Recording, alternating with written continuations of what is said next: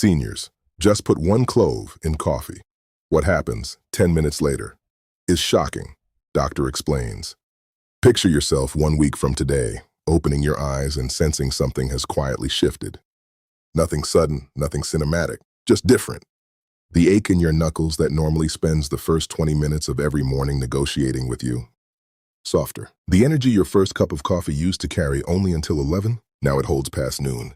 Your stomach settles more easily after breakfast. Your knees bend without that familiar conversation. And those blood sugar numbers your doctor has been eyeing suspiciously for the past year, finally moving in the right direction. Now come back to this morning. You swung your legs over the side of the bed, and that same reliable ache greeted you like an old tenant who never pays rent. The same slow engine start. You walked to the kitchen and made your coffee exactly the way you have for the last 30 or 40 years. And right around 2 in the afternoon, there it was. That wall you've quietly made peace with, the one you've started chalking up to getting older. Here's what I need you to understand before we go any further. The gap between those 2 mornings might come down to 3 small objects sitting in your kitchen cabinet at this very moment. 3 dried cloves. I know exactly how that lands. I've spent more than 2 decades practicing integrative medicine, and I've watched every glossy superfood trend roll through and roll back out. Acai, matcha, activated charcoal. Most of it is branding in a lab coat. So when I tell you this one warrants genuine attention, I'm telling you because the biochemistry earns it, not because it photographs well. Before I walk you through the protocol itself, I want to flag something right now.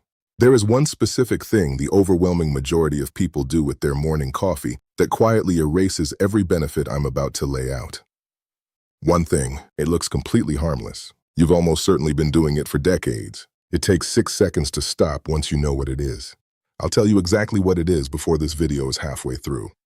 Hold that. First, you need to understand what's actually happening at the molecular level, because this is not folk remedy. This is nutritional science with a surprisingly clean internal logic. Coffee contains a compound called chlorogenic acid. You've probably heard antioxidants mentioned in the same breath as coffee before, but chlorogenic acid specifically is a polyphenol that does 3 things the body over 50 is quietly starving for. It reduces oxidative stress in vascular tissue. It supports the body's sensitivity to insulin. And it modulates the production of pro-inflammatory cytokines, the chemical signals responsible for low-grade chronic inflammation. Not the kind that announces itself with a fever or visible swelling, the slow, quiet kind that chips away at your daily quality of life for years without ever introducing itself properly. A study published in the Journal of Nutritional Biochemistry in 2023 specifically tracked chlorogenic acid's effects in adults over 50. What they found was measurable reductions in C-reactive protein, one of the primary blood markers for systemic inflammation, following consistent daily intake over 4 weeks. These participants weren't taking supplements. They were drinking coffee, the same coffee you can buy anywhere. Now cloves. Whole dried cloves available at any grocery store for almost nothing contain a compound called eugenol. If eugenol is a new word to you, that's about to change.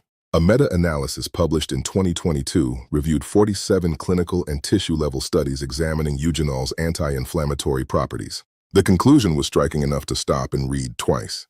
In tissue models, eugenol's effect on prostaglandin synthesis and inflammatory pathway inhibition was comparable to low-dose ibuprofen, without the gastrointestinal erosion associated with long-term NSAID use. Let that land for a moment. A compound performing at a comparable level to ibuprofen in inflammatory tissue models, sitting on a grocery store shelf for a few cents per serving. 2 compounds, 2 entirely separate mechanisms inside the body. And here's where the science takes a genuinely interesting turn. When chlorogenic acid and eugenol enter the bloodstream together, their effects don't simply stack on top of each other. They produce what researchers refer to as nutritional synergy. The combined action exceeds what either compound would generate independently. Chlorogenic acid works on the insulin and glucose pathways. Eugenol works on prostaglandin and interleukin production. Deployed together inside the same metabolic window, they address 2 of the most significant forces behind age-related decline in men over 45. Insulin resistance and systemic inflammation. 2 targets, 1 cup of coffee. No additional effort after the first morning you build this in. Here is the protocol. The primary method uses 3 whole dried cloves. Not ground cloves, not clove oil, not a clove extract from a capsule. Whole intact dried cloves. Place them in a small pot with 300 milliliters of cold water. Bring it to a boil, then drop it immediately to a low, gentle simmer. Set a timer for exactly 5 minutes. That number is not approximate. Do not simmer for 10 minutes. Do not go by smell. 5 minutes. I'll explain the chemistry behind that boundary when we get to the mistakes section, and it is not a minor point. When the timer goes off, take the pot off the heat. Use that clove-infused water as the foundation for brewing your coffee.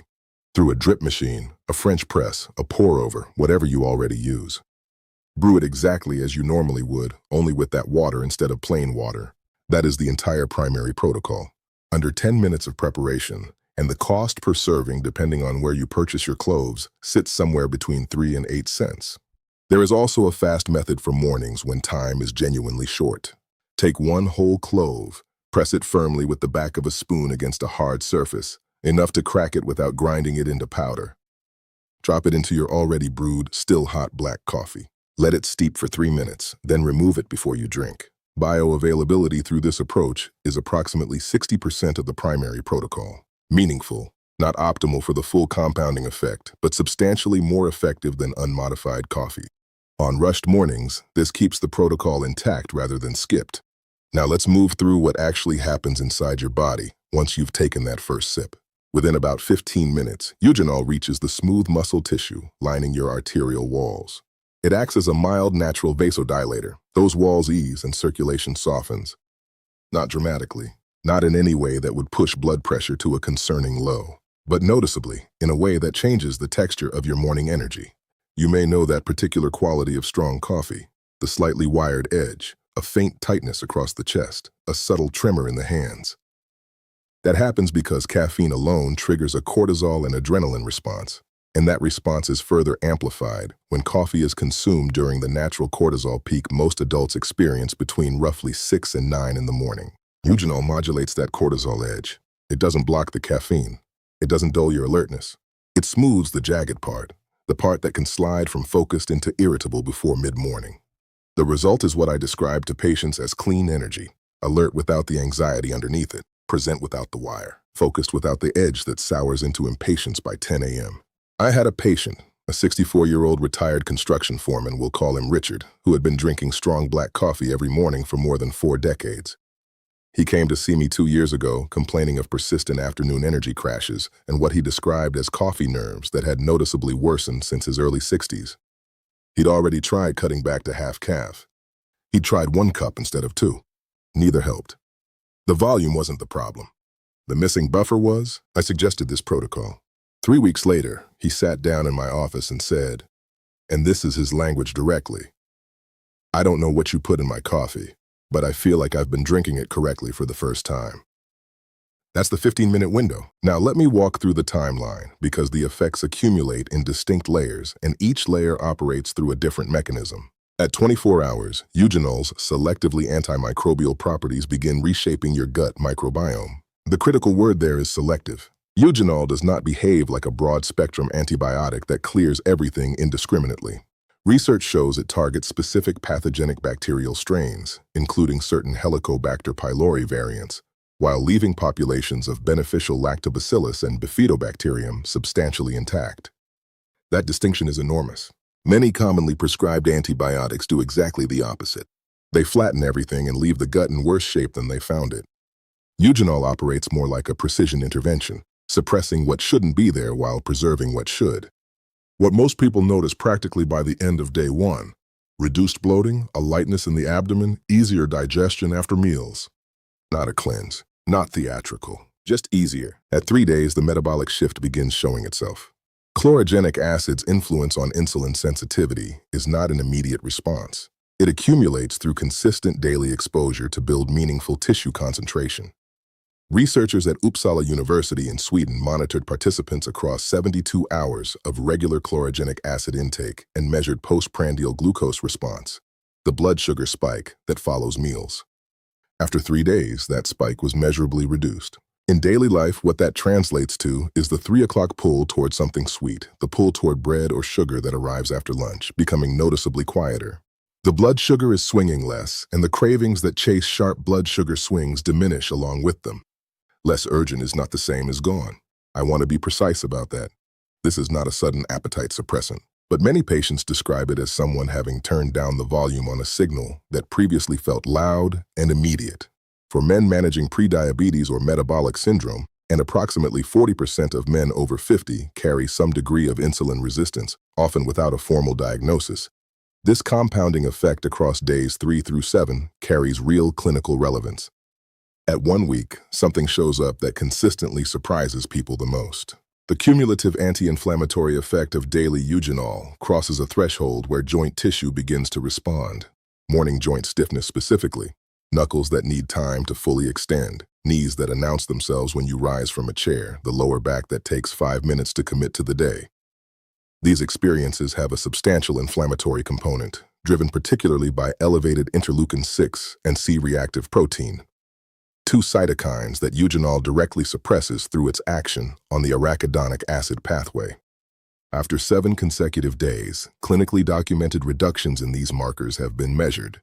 The research captures the mechanism. What the research doesn't capture is what it feels like on a Wednesday morning when you realize you just stood up off the couch without planning it first. You won't feel like you're 35. I want to say that clearly. The years themselves are not reversible. But the degree of inflammation that accumulates on top of those years is modifiable. And that modification is something you can actually feel. Quickly, before I move forward to the 30-day mark, I'm genuinely curious. How long have you been waking up with some level of morning joint stiffness? Drop a number in the comments. 1 year, 5 years, 10 years. I read these myself. The patterns in what you report shape what I go deeper on in the next video. At 30 days, there's a final dimension to this protocol most people don't see coming. Eugenol activates specific enzyme pathways in the liver tied to phase 2 detoxification. One of the liver's many responsibilities is conjugating and neutralizing circulating compounds, metabolic byproducts, residue from medications, environmental substances that make their way into the system.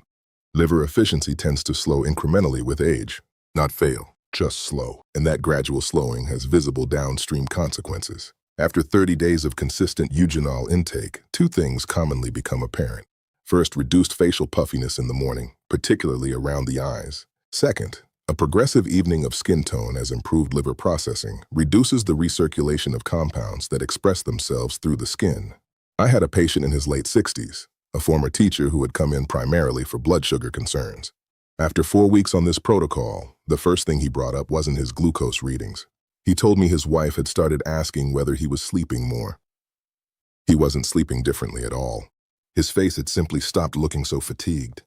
These are not dramatic transformations. They are real, cumulative, biochemically documented shifts produced by something that costs a few cents per morning. Now stop whatever else you're doing. This next section deserves your full attention, because here's the thing I promised you in the opening minute of this video. There are, and I want to be exact, 3 things that will completely cancel out every benefit I've just described across all 5 time windows. For a meaningful portion of people watching this, at least one will apply.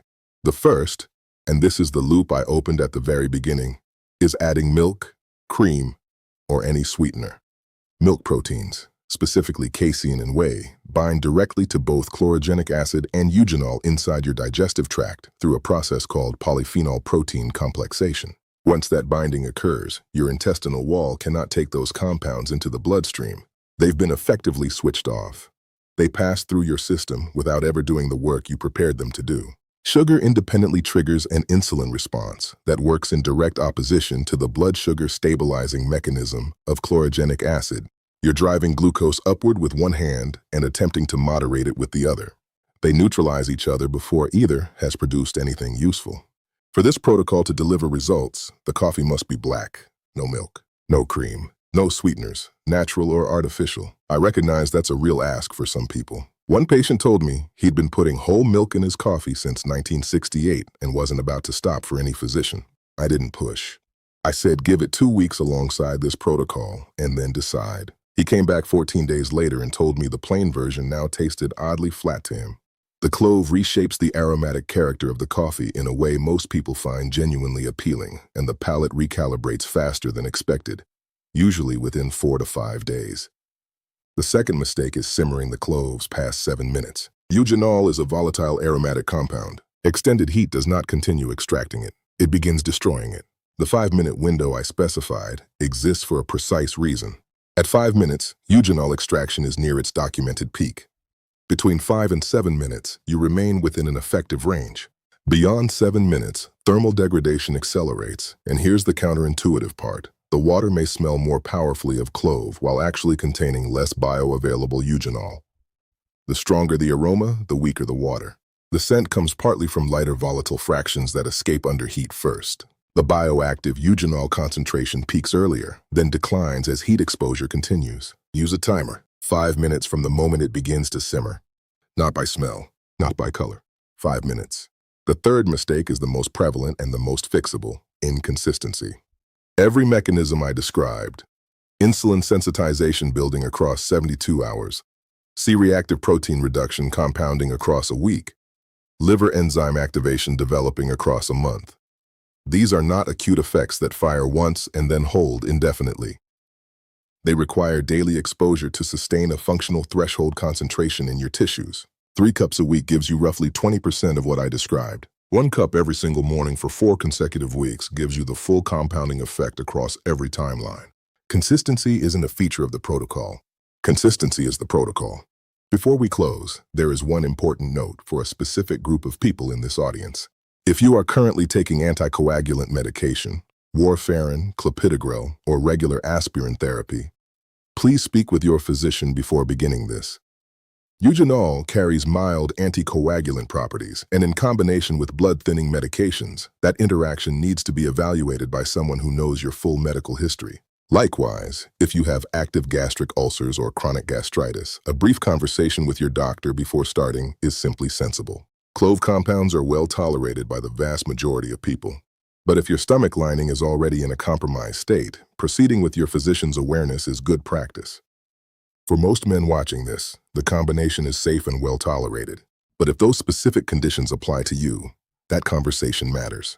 I would far rather you do this correctly and sustain it than move quickly and find a reason to stop. And as always, everything in this video is educational content based on published research.